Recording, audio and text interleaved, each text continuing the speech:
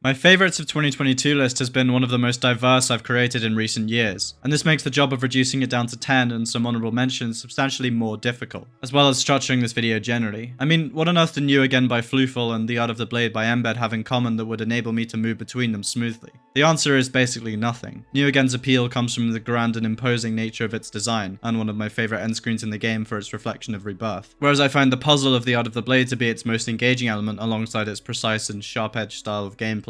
The rest of my honourable mentions are hardly easier to sort. Noise by Yowstick, Yokiero by Vrymer, and Burn to Dust by Crazy Llama were all pretty obvious picks for this list for me, but for entirely different reasons, being Yowstick's spin on Majeko-esque structuring with static horror elements, Vrymer's refreshing approach to complex tone through simplistic designs, and Crazy Llama's use of colours to bind up their chaotic style respectively. As a result, it's probably best if you take the rankings of the actual top 10 part of this list with substantial consideration for the fact that these levels have changed places many times before the video got finished and will likely do so again afterwards. For example, Worship by Nixinity used to be pretty solidly in 3rd place, and it now sits at 10th. I think what contributed to this particular change was largely how I thought of the level as a whole in comparison to just this one wave part. Because while the rest is still good, I think some of the more unique approaches to designing the parts don't really gel with each other. The more detailed sections also don't quite vibe with me, partially because I have little interest in art trying to look realistic, but also just because they feel bizarre in terms of music sync and a little amateur at points. The wave, on the other hand, is served by no other description than iconic. While it plays even worse than you would expect by looking at it, the gameplay is frantic and climactic as all hell, especially with the addition of the dual bug, which also serves excellently to actually introduce the part. The decoration benefits from being less detailed than some of the other art parts, and even though it could have used some more activity in the background, I think there's enough going on generally to avoid it feeling stale, despite how long it goes on for. Variety in general is something Worship doesn't quite get right, because while it certainly exists, it isn't really implemented with much of a conceptual backbone, such as that which is present in Sculptures by Flash. Linking together a wide range of different parts with inspiration from various artists could easily lead to stylistic incoherency. But Flash adds on a layer of consistency to the way the elements are laid out that binds this inspiration into a sensical level. This respect that Flash displays for the transferring of art between mediums is refreshing to say the least, because it allows for the art itself to be appreciated in an entirely new way